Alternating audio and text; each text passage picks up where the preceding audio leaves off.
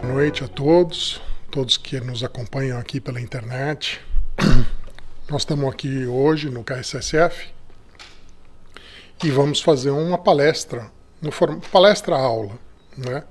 E o tema de hoje é Lei de Sociedade. Deixa eu só começar aqui com os meus slides. Esse formato de palestra-aula, as quartas-feiras que a gente vem fazendo aqui no centro, ele sempre tem a abertura para que as pessoas façam perguntas, né? Então, se alguém tiver alguma dúvida ou quiser fazer alguma pergunta ao longo da apresentação, por favor, eu vou receber aqui, a Beth está me auxiliando, eu vou receber as perguntas e ao fim de cada tópico, então, eu posso fazer uma pausa e responder as perguntas que vierem. Então, vamos começar. O roteiro de hoje, ele vai passar pelos caracteres. Nós vamos procurar, antes de adentrar diretamente na Lei de Sociedade, vamos dar uma olhada nas primeiras perguntas 614 do Livro dos Espíritos, onde a gente tem um pouco das explicações a respeito das leis divinas, que seriam então os caracteres da lei natural. Depois nós vamos passar pela necessidade da vida social, pela família, que faz parte dessa vida social, né? A vida de insulamento e seguindo adiante então pela conclusão.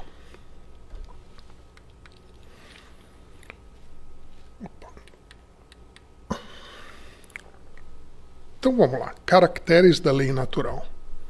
Está no Livro dos Espíritos, pergunta 614. A lei natural é a lei de Deus?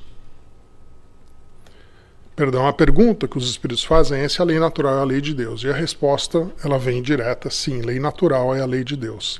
É a única verdadeira para a felicidade do homem. Indica-lhe o que deve fazer ou deixar de fazer. E ele só é infeliz quando dela se afasta. Então isso é muito importante, porque logo de cara, na primeira pergunta, então, a gente já toca aqui no assunto de que toda vez que nos afastamos das leis divinas, das leis naturais, né? No Livro dos Espíritos nós temos 11 leis naturais, 11 leis de Deus: adoração, trabalho, reprodução, conservação, destruição, sociedade, progresso, igualdade, liberdade e talvez uma das mais importantes, justiça, amor e caridade. E depois a perfeição das leis morais. Então, toda vez que nos afastamos dessas leis, damos de encontro com a infelicidade. Que infelicidade é essa? Às vezes a infelicidade de que, por conta das nossas reações, por conta de deixar com que o ego nos governe, a gente passa então a não compreender bem ou não aceitar as leis divinas. Ou muitas outras vezes também, porque a gente não sabe respeitar outras opiniões, acabamos tendo problemas então com doenças, porque toda vez que a gente não sabe respeitar uma outra opinião, vem a mágoa, e a mágoa ela está diretamente ligada a rancor e, consequentemente, às vezes a algum tipo de câncer, algum tipo de enfermidade, dor nas costas, como a gente sabe, e muitas outras. Mas vamos nos lembrar que os Espíritos sempre nos disseram, grande parte das nossas dores, das coisas que reclamamos dessa vida, nós mesmos somos os causadores. Muitas poucas, elas vêm como prova ou como desafio para nós nessa vida. Muitas delas somos nós mesmos os causadores. Frente ao quê? Frente a exatamente esse texto que nós estamos lendo aqui. Toda vez que nos desviamos das leis de Deus, nós damos de cara com a infelicidade. No caminho contrário, aos poucos a gente acaba aprendendo o caminho mais curto e mais fácil de viver, que é ir de encontro com essas leis, ter respeito por elas e seguir nessa linha, né? Que é então o caminho da felicidade. Logo depois, então, Kardec pergunta, e onde está escrita essas leis? E então a resposta é clara, está escrita na consciência. E mais adiante, então, ele insiste e nos dizem que Jesus, esse é o guia nosso, é o nosso guia perfeito e o nosso modelo. Então, se você, às vezes, consultar a sua consciência e ali nada a encontrar, siga, vamos sempre verificar e checar os exemplos que Jesus Cristo nos deixou. Porque ele viveu toda a sua vida através de exemplos, e são os exemplos deles o maior guia que a gente pode ter para seguir adiante e entender ou se questionar em um momento de dúvida. Toda vez que estamos seguindo conforme as leis divinas, a vida fica mais leve, fica mais fácil, a gente se sente mais fortalecido, a gente passa a ter mais compreensão, a gente passa a ter mais aceitação, mais paciência com os desígnios desta encarnação que estamos passando.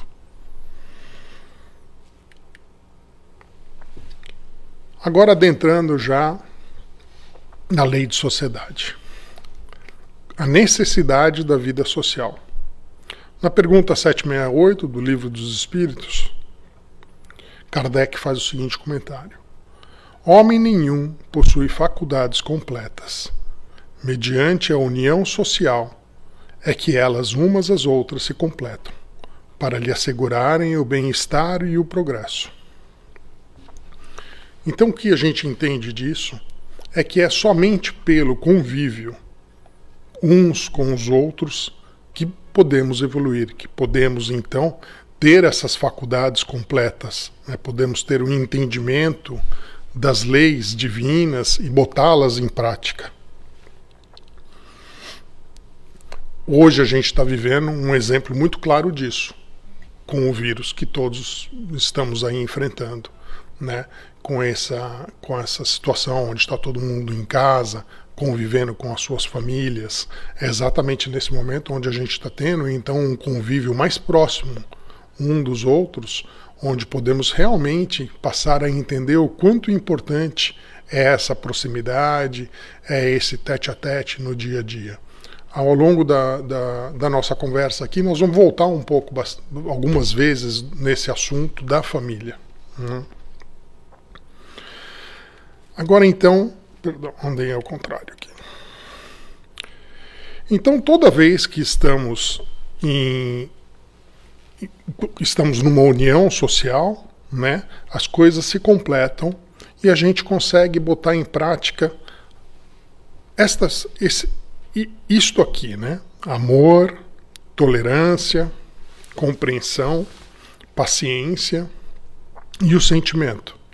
Porque, claro, se estivéssemos isolados, vivendo sozinhos, não teríamos com quem praticar isso. Mas, como diz aqui a pergunta 768, toda vez que temos essas faculdades, podemos botar em prática o amor, a tolerância, a compreensão, a paciência e o sentimento, a gente consegue, então, caminhar rumo à felicidade.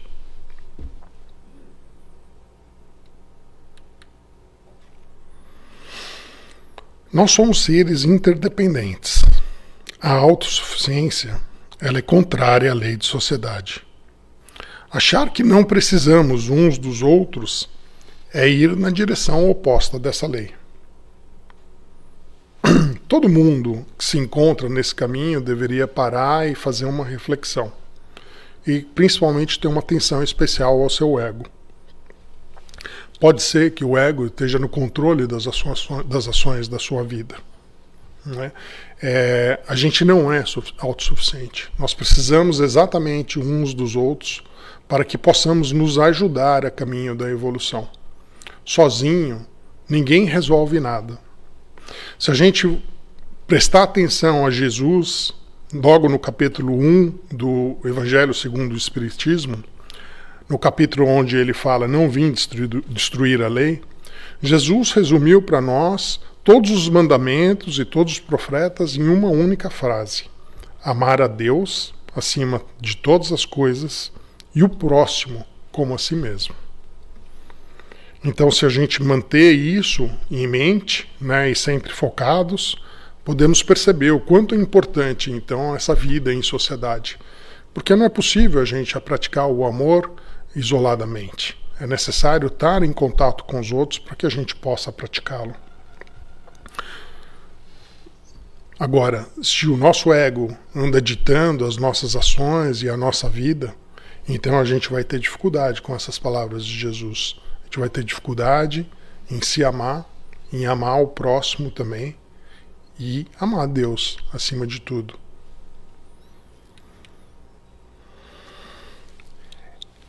É na convivência que recebemos de volta aquilo que damos. É na convivência que temos a oportunidade de prestar atenção às nossas reações, com o fim de nos conhecermos. Como eu vinha dizendo aqui, é no contato uns com os outros que a gente se mostra, que a gente dá e recebe. Se a gente der amor, a gente vai receber de volta amor. Se a gente dá alegria a quem estamos em contato, vamos receber de volta alegria. Se a gente der humildade, como é a foto central aqui, a gente vai receber humildade de volta. Mas, por outro lado, também, se dermos para os outros coisas não tão boas assim, também a vida nos dá de volta algo que vamos entender também como não tão bom. Então é em contato um com o outro que a gente tem que prestar atenção e entender o que é que estamos oferecendo para recebermos de volta.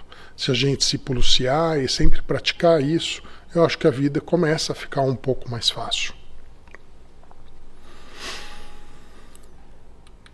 Próximo slide aqui é de família. Tem alguma pergunta a respeito desse começo? Não. Então nós vamos seguir aqui para a família. Houve um diálogo entre Maria e Jesus, onde Maria, naquela época, o Jesus ainda era muito pequenininho, né? Eles estiveram juntos no Sinédrio.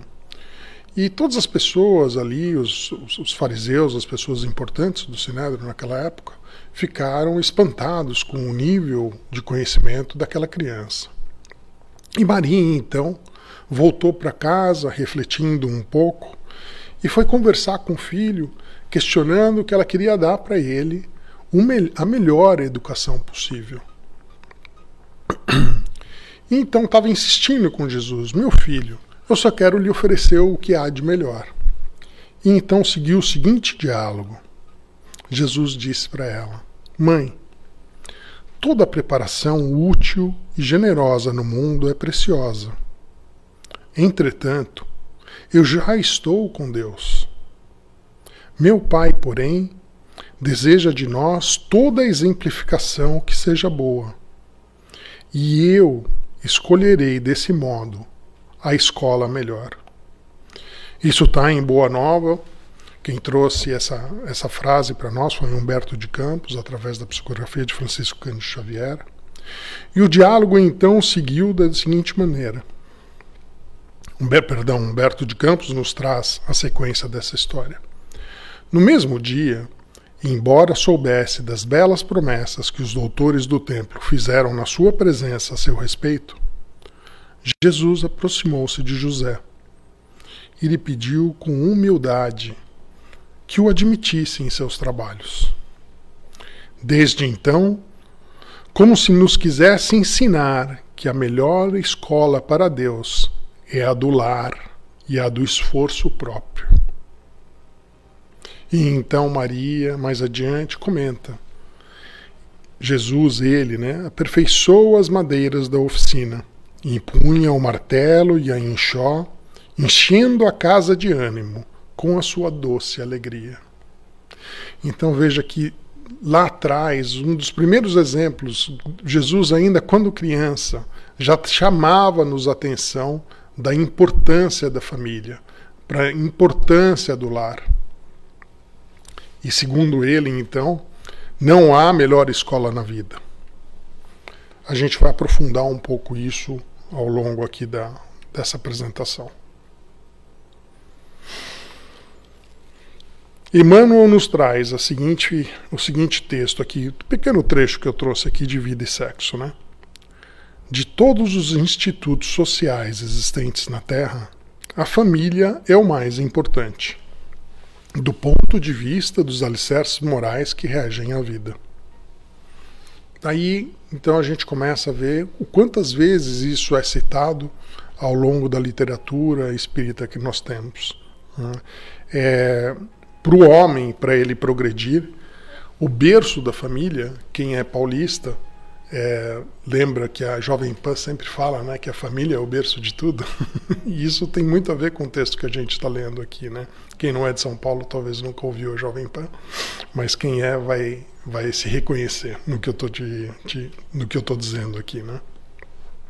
Mas com certeza é em família que nós temos a melhor oportunidade de evoluirmos e de nos conhecermos também. Por que em família? Vamos refletir um pouco a respeito disso. Porque nós, quando nos apresentamos na rua, quando nos apresentamos a amigos ou quando nos apresentamos no trabalho, sempre temos o máximo cuidado de nos apresentarmos da melhor maneira. Então a gente sempre procura se introduzir com muita educação, com muito respeito, né, com respeito ao próximo, principalmente quando a gente está conhecendo um ambiente que ainda não conhecemos, né? O homem, ele sempre quer se mostrar talvez algo além daquilo que ele é.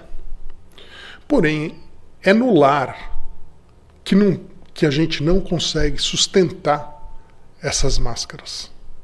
No lar, no convívio do dia a dia, com o seu companheiro, com a sua companheira, com seus filhos ou com quem esteja junto de vocês na sua casa, essa máscara ela não funciona, porque no convívio diário você é o que você é, né? Se você é uma pessoa onde lhe falta paciência, no lar as pessoas te enxergam exatamente da maneira como você é. Então é no lar que a gente tem que se preocupar. Tem que se preocupar em se conhecer melhor, em procurar explorar um pouco mais as possibilidades de melhoria e os caminhos que a gente tem para poder melhorar, né? É em casa, através da nossa essência, que é o nosso inconsciente, que sempre se mostra, é que podemos praticar um pouco o que Santo Agostinho nos ensinou. E nós já vamos passar já para o Santo Agostinho. Antes aqui, só vamos ler aqui a 775, né? Mais adiante, no Livro dos Espíritos, então, na pergunta 775, qual seria para a sociedade o resultado do relaxamento dos laços de família? E a resposta é clara e seca. Uma recrudescência do egoísmo. Eu gostei dessa palavra aqui, recrudescência. Ela é bem forte, né?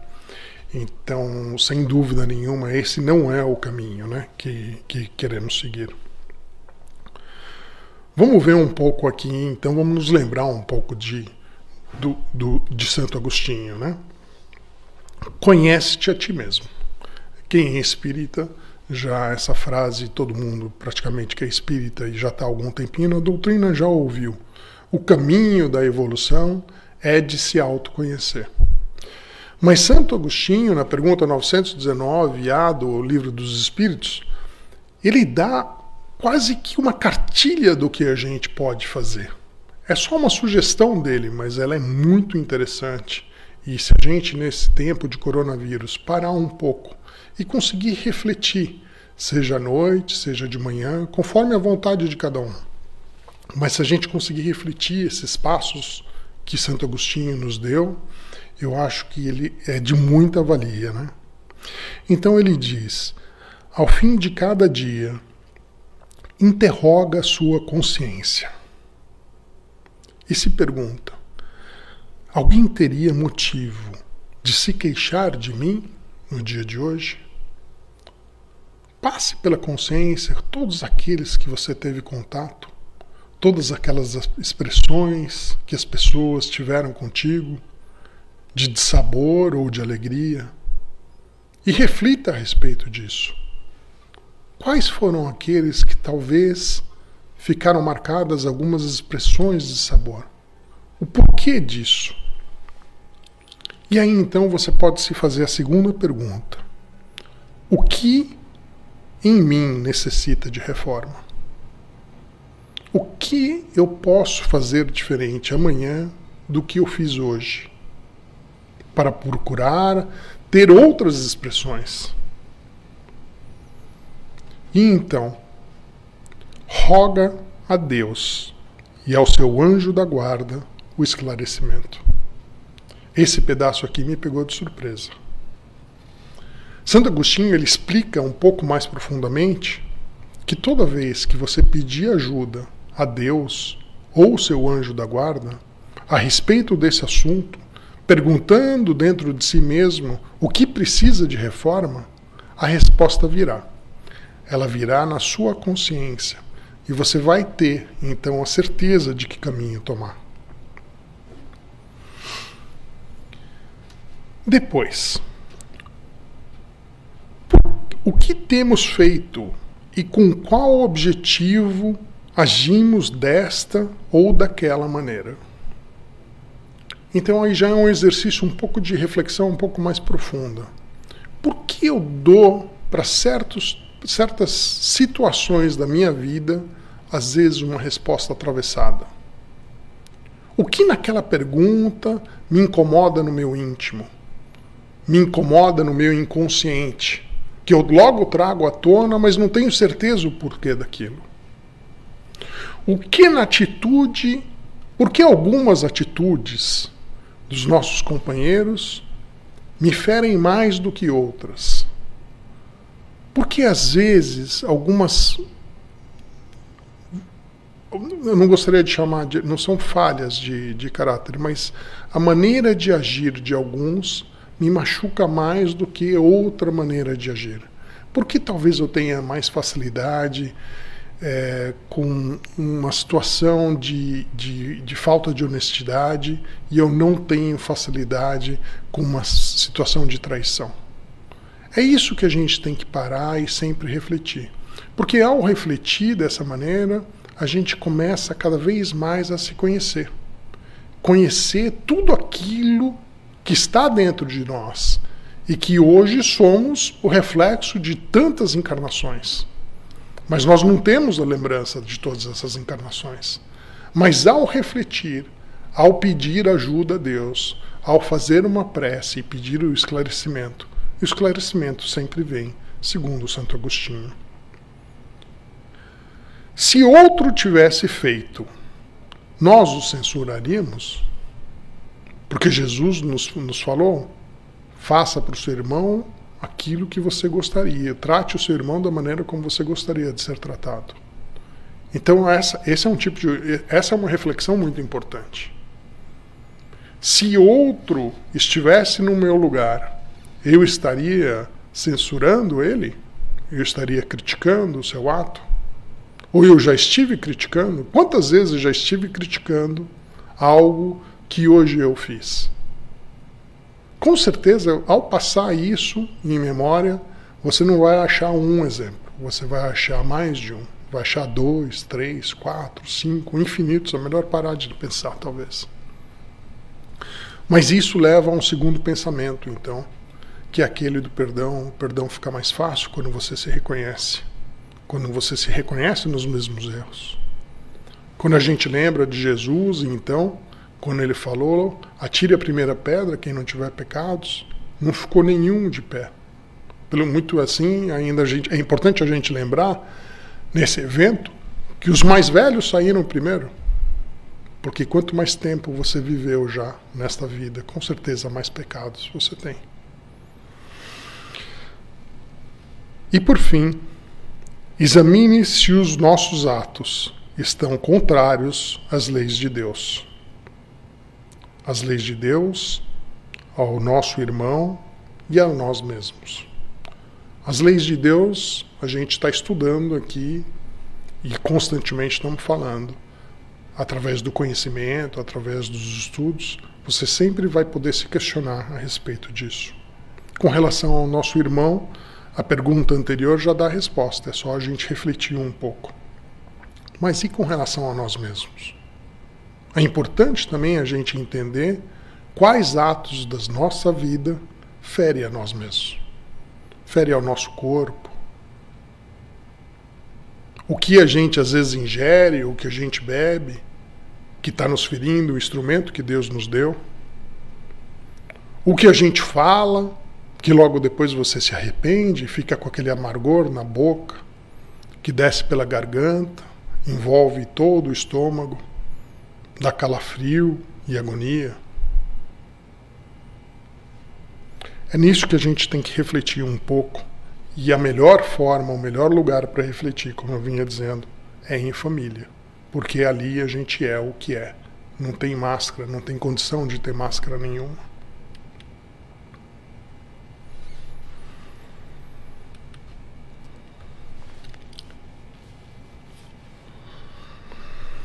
Então a gente tem essa passagem aqui de Tomé. A gente tem inclusive essa pintura que eu achei aqui do Caravaggio. Foi feita em 1599, né? Que ela ficou muito famosa pela expressão, pela luz que ela tinha, né? E pela situação de espanto que a gente tem. Então, não sei se todo mundo conhece ou não, mas Tomé é aquele que tinha que ver tudo para acreditar. E essa imagem aqui, essa pintura, retrata esse momento, então, quando Jesus ressuscitado apareceu para Tomé e falou para ele: Tomé, põe aqui a sua mão nas minhas chagas, nas mãos e no peito, onde ele foi perfurado pela espada. Mas a passagem que eu quero chamar a atenção é uma outra. Tomé, num momento com Jesus, ele não estava reclamando, mas ele estava pedindo constantemente que o mestre atendesse alguns fariseus de dinheiro e influentes, com uma prova dos céus. O Tomé, ele achava que aquilo era muito importante para o futuro do Evangelho, que houvesse o apoio das pessoas influentes. Mas Jesus ensinou para ele. Ele se recusou a ir aquele dia e dar uma prova dos céus.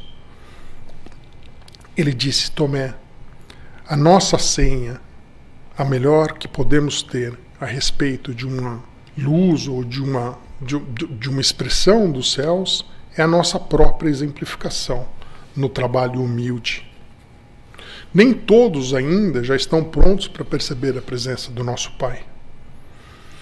Porque o nosso Pai, Deus, ele já reside no íntimo de cada um. Mas nem todos o conhecem ainda. Então não adianta a gente ter sempre uma exemplificação, alguma coisa divina, né? Como Jesus constantemente fazia, naquele dia estava se recusando a fazer, para que então aqueles fariseus, aqueles senhores da lei de Israel, reconhecessem então, consequentemente, o poder de Jesus, o poder da lei e Deus.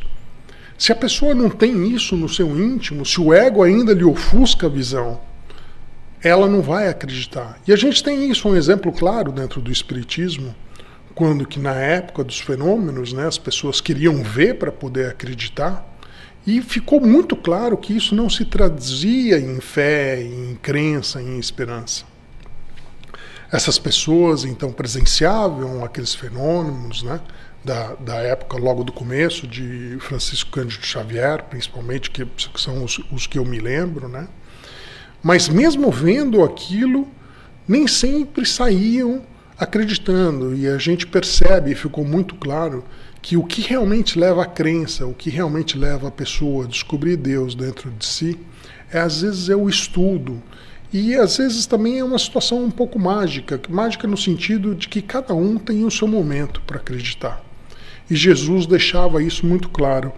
Quando nesse dia, então, que Tomé insistia com ele para que ele desse um sinal dos céus para aqueles fariseus, ele então respondeu da seguinte maneira: Tomé, exclamou Jesus com energia, Deus não exige que os homens o conheçam, senão no santuário do perfeito conhecimento de si mesmos. Isso é o que a gente estava lendo então de Santo Agostinho. É dentro de nós que cada um tem que procurar o nosso Pai. Isso está também no Testemunho de Tomé, no capítulo de Humberto de Campos, na Boa Nova.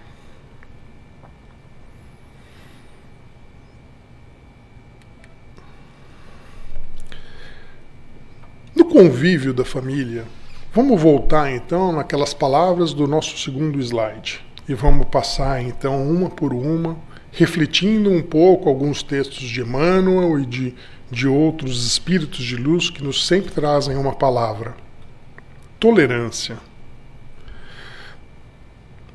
Isso é segundo Emmanuel. Emmanuel que diz isso, ele está dizendo no livro Plantão de Paz. Tolerância é caminho de paz. Não julgues esse ou aquele companheiro, ignorante ou desinformado, porquanto, se aprendesses a ouvir, já sabes compreender. Em família, tolera os parentes menos simpáticos e com os teus exemplos de abnegação, conquistará de todos eles a bênção da simpatia. Então é necessário a gente aprender a compreender, é necessário a gente aprender a tolerar. Se a gente soubesse tolerar, a gente provavelmente estaria habitando um mundo onde a guerra ficou no passado. Mas ainda não, a gente ainda vive num mundo onde as guerras existem e acontecem. Esse quadro é uma pintura de Ella Corwin. Ela ganhou um prêmio bem importante na representação da tolerância. Eu só queria chamar a atenção que ela tem apenas 14 anos. É uma criança e conseguiu, me parece que ela já veio dentro de si com esse entendimento perfeito da tolerância.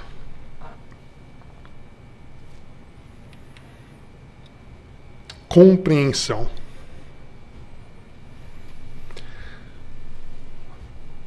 Se as estrelas da sabedoria e do amor te povoam o coração, não humilhes quem passa sob o nevoeiro da ignorância e da maldade.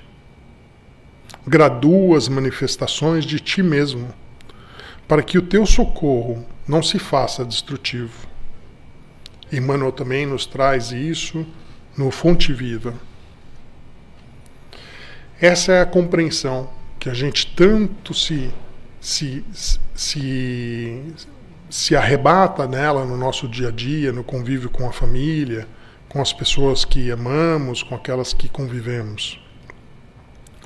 Não te faças demasiado superior diante dos inferiores, ou excessivamente forte perante os fracos. Esse é o caminho da compreensão. Essa ilustração estava no Wall Street Journal desse domingo, né? E eu acho que esse quadro ele também reflete muito bem o que é compreensão. A gente sempre tem que ser verdadeiro. Mas Jesus era o exemplo perfeito, onde ele, no seu dia a dia, com seus apóstolos, brutos como nós somos, ele sempre era verdadeiro. Mas da mesma maneira, ele nunca era ofensivo.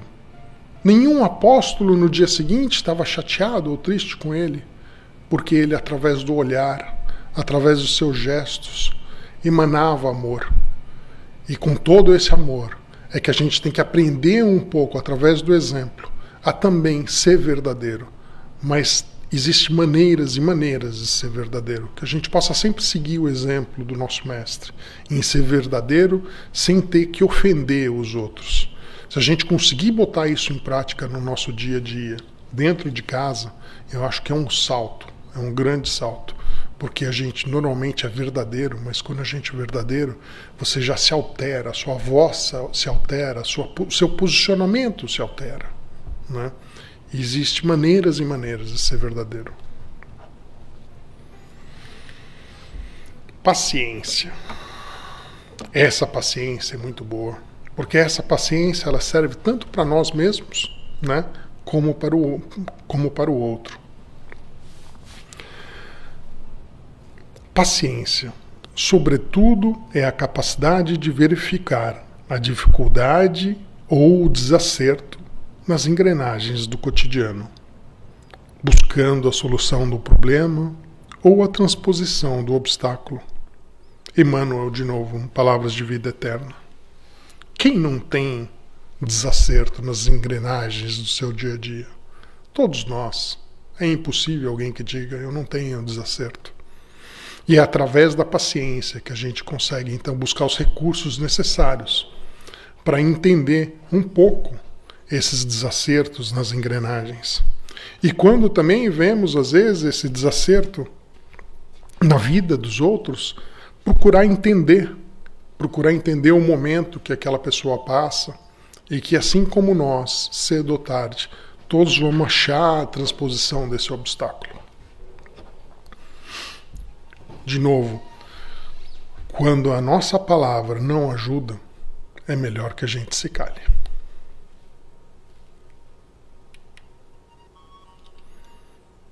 Sentimento. Esse é muito importante. Sempre nos falta sentimento para lidar com as pessoas, né?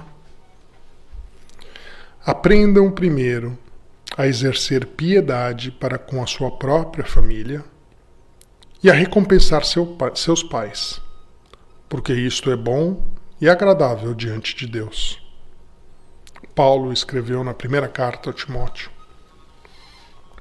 Quanto é importante, então, a gente exercer a piedade, principalmente com o nosso irmão, com o outro, para que a gente possa, então, ter um passo a caminho do perdão, do entendimento que cada um, no seu momento, irá trilhar o caminho que talvez você já tenha passado. E que todos nós um dia vamos passar e vamos chegar, então, àquela felicidade eterna que nos é descrita e que não é, que a gente já sabe que não é desse mundo, né? Mas é necessário que a gente tenha essa piedade, esse sentimento de piedade para com nós mesmos e para com todos que nos acercam. E o último, que era na verdade a primeira palavra lá daquele segundo slide, né? Que é o amor. Se a gente fosse reunir em uma só palavra tudo que Jesus e Deus nos ensinou, a gente poderia ficar só com essa aqui. Amor. E eu aprendi há muito pouco tempo esse ensinamento aqui da Joana de Ângeles, no Garimpo de Amor, onde a gente estuda esses textos, e acho que esse daqui foi um dos mais importantes para mim. Ela diz assim: o amor que se deve oferecer ao próximo, ele é consequência natural do amor que se reserva a si mesmo, sem cuja presença muito difícil será a realização plena do objetivo da afetividade. Somente quando a pessoa se ama é que pode ampliar o sentimento nobre, distribuindo com aqueles que o cercam, bem como estendendo aos demais seres vivos e à Mãe Natureza. O caminho para amar o próximo passa por você se amar. Se você não se ama, você não vai conseguir passar amor para os outros. Então é necessário que a gente, na prática diária, a gente sempre tenha esse pensamento. Eu me amo. O que eu posso fazer para me amar cada vez mais? Se a gente de novo se referia a Jesus, ele era a pessoa que mais se amava. Porque se ele não se amasse, como é que ele ia poder fazer tudo o que fez por nós? Depois de tudo o que nós fizemos para ele, ele ainda voltou constantemente com todo aquele amor e sempre nos tratou com o carinho que tratou. Antes de tudo, é necessário que a gente aprenda a se amar. A partir desse momento, daquilo que você passou a entender o que é amor e se amou, aí você vai conseguir então passar para os outros esse sentimento.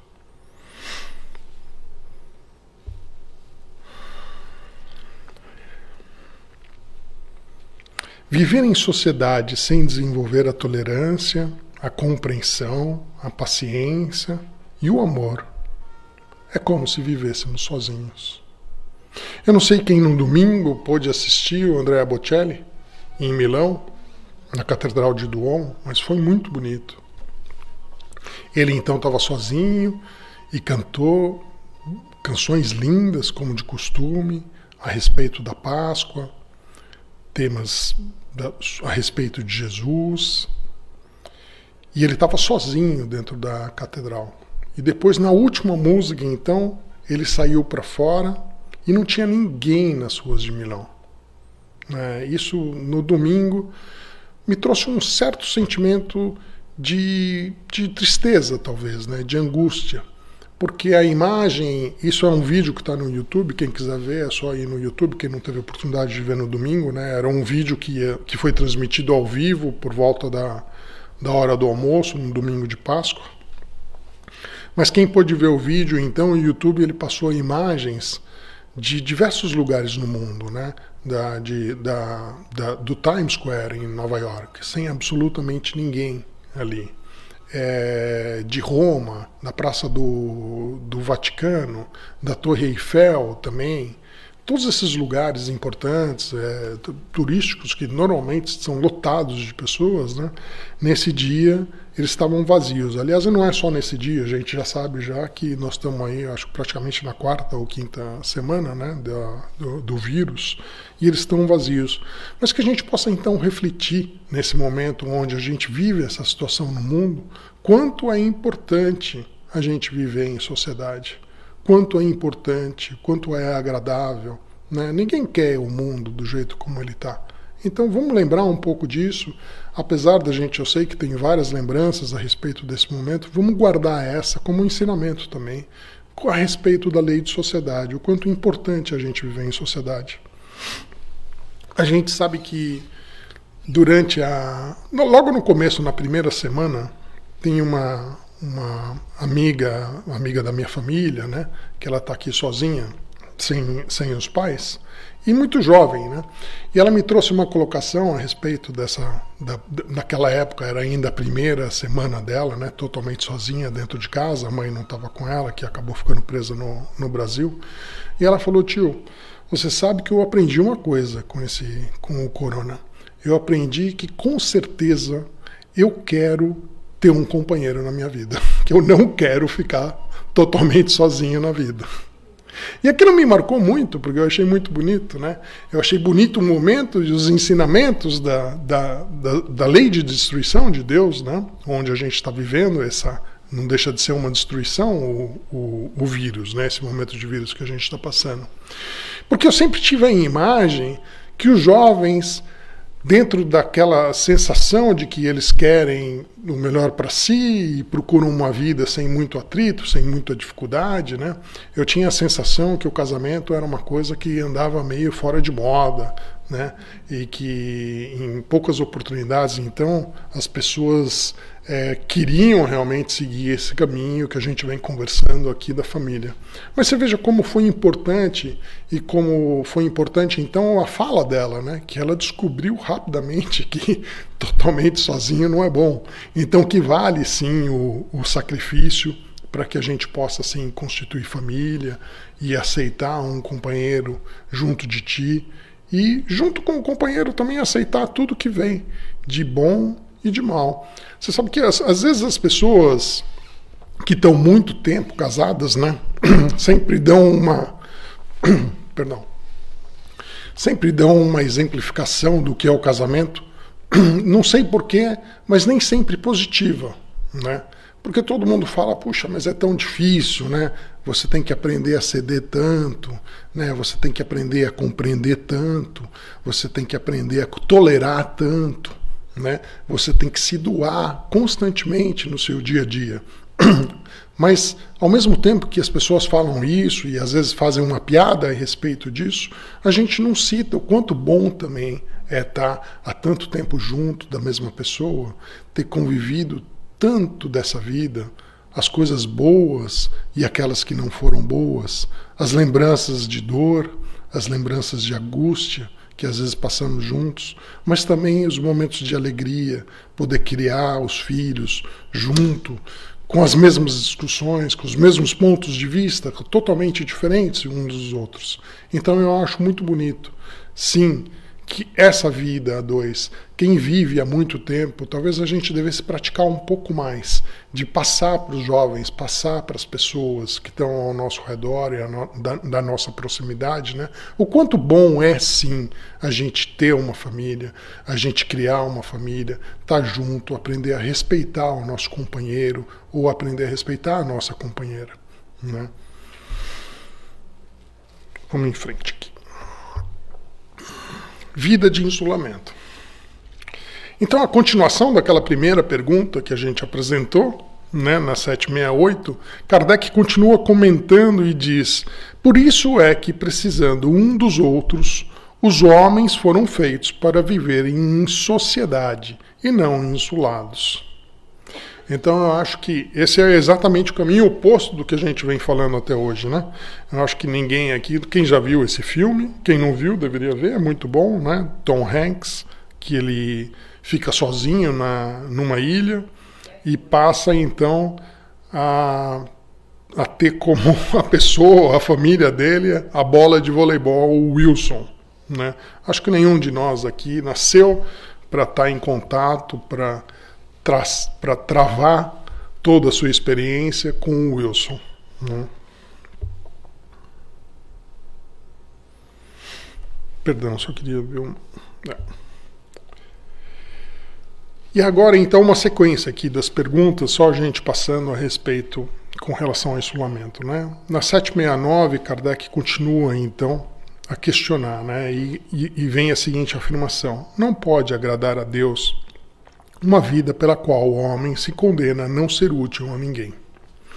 Na 772, o Kardec comenta: o voto de silêncio absoluto, do mesmo modo que o voto de isolamento, priva o homem das relações sociais, que lhe podem facultar ocasiões de fazer o bem e de cumprir a lei de progresso.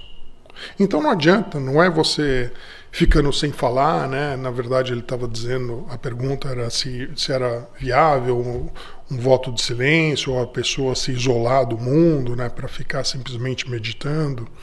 E a resposta é que não. Existem as exceções, claro que sim, né? Lá mesmo na pergunta ele coloca as exceções, as situações onde isso é válido, mas como regra geral não. É necessário que a gente esteja junto dos outros para que a gente possa, então, nesse contato, como a gente vem conversando aqui, evoluir e fazer cumprir a lei de progresso, que é a de evolução. Na pergunta 779, Kardec continua comentando: mas nem todos progridem simultaneamente e do mesmo modo. Dá-se então que os mais adiantados auxiliem o progresso dos outros, por meio do contato social. Então é exatamente isso. Quem está mais na frente sempre está estendendo a mão para quem vem atrás e tem lá as suas experiências, tem os seus entendimentos, e é assim que a gente vai vivendo a vida, ajudando um o outro. E acho que é exatamente isso que Jesus sempre quis nos ensinar, né? Que a gente necessita dessa mão estendida para todos. Kardec comenta de novo na 789: a humanidade progride por meio dos indivíduos que pouco a pouco se melhoram e instruem. Quando estes preponderam pelo número, tomam a dianteira e arrastam os outros. Quer dizer, quanto mais de nós, né, quanto mais nós vamos nos melhorando e nos instruindo, através dos nossos exemplos, a gente vai então mostrando qual o caminho e vamos arrastando todos aqueles outros que vêm atrás de nós. Vamos caminhando aqui para algumas conclusões, né? Essa primeira aqui, ela é de G.R. Almeida, no livro Filosofia da Convivência. O homem é um ser gregário. Gregário quer dizer que vive em bando, vive em grupo, né? Criado para viver em sociedade. Conviver significa vencer o isolamento existencial numa proposta interativa com o outro. Nesse sentido, a vida social é valiosa conquista do processo de aprimoramento da criatura humana, na sucessão dos tempos. A socialização do homem o capacita, através de múltiplas situações, ao desenvolvimento de potenciais que jazem no seu íntimo, tornando-o, pelas sucessivas reencarnações, capaz de autodescobrir-se e desvelar o mundo que o cerca. Gostei muito dessa colocação aqui dele, principalmente a palavra autodescobrir-se, né, que tem tudo a ver com o que a gente estava comentando lá atrás com relação a nos conhecermos, o conhece a ti mesmo.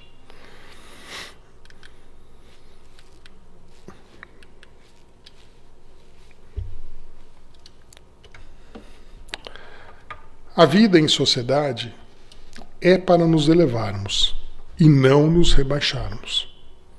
Que possamos fazer o melhor agora, para no futuro não nos vermos na fila da reencarnação para tentar fazer aquilo que já podíamos ter feito hoje. Então, todo mundo está aqui. Se você ainda está vivo, está me ouvindo, tem alguns que não, que já estão como espíritos, mas os que estão encarnados, a hora sempre é agora. E todo dia Deus nos abençoa com a oportunidade de fazer diferente.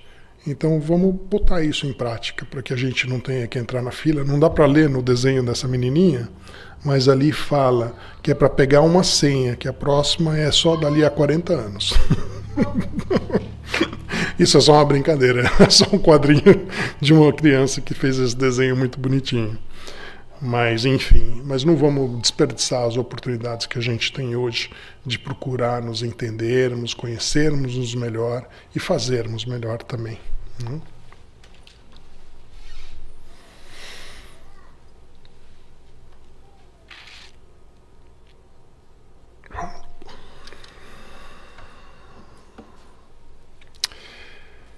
E é no convívio que iremos aprender a não nos magoarmos com os entendimentos e a fase da vida de cada um dos nossos companheiros ou companheiras. Vamos nos lembrar de Jesus, que não se magoou com nenhum de nós, que a gente possa seguir o exemplo daquele que é o nosso modelo e o nosso guia. Que a gente sempre se lembre, né? Apesar de tudo que aconteceu então com Cristo, eu já falei isso numa outra oportunidade, vou repetir, né? Se você lê a história do Emmanuel, quando ele, acho que está em 2000 anos atrás, a história do Emmanuel, que ele conta a história de uma reencarnação dele, né? E ele deixou muito claro para mim que quem pediu a crucificação do Cristo fomos nós. Não foram os judeus, não foram os romanos. Muito pelo contrário, os romanos na época estavam tentando ajustar uma situação para que ele não fosse crucificado, porque não era interesse deles que aquilo acontecesse. Mas nós, o povo, todos nós que estávamos ali juntos naquele dia, por um ímpeto de desentendimento e de ira, a gente queria aquela crucificação. Nos foi oferecido uma outra pessoa, um outro bandido à época, e não aceitamos. Nós queríamos Cristo. E assim aconteceu. Mas quando ele voltou, então, ressuscitado, para todos os apóstolos, um por um, todos aqueles que não aguentaram aquela situação e não tiveram presentes, com a exceção de João, de Maria e Madalena, ele voltou e disse para todos a primeira palavra para cada um: a paz seja convosco. Então era com isso que eu queria terminar. E que a gente tenha sempre essa lembrança da paz do Cristo e que a gente possa com ela aprender a estendê-la a todos do nosso convívio, aqueles que às vezes possam ter nos magoado e aqueles outros que não nos magoam, que a gente possa estender essa mesma paz para todo mundo. Aqui só, então, é a bibliografia que foi utilizada nessa apresentação.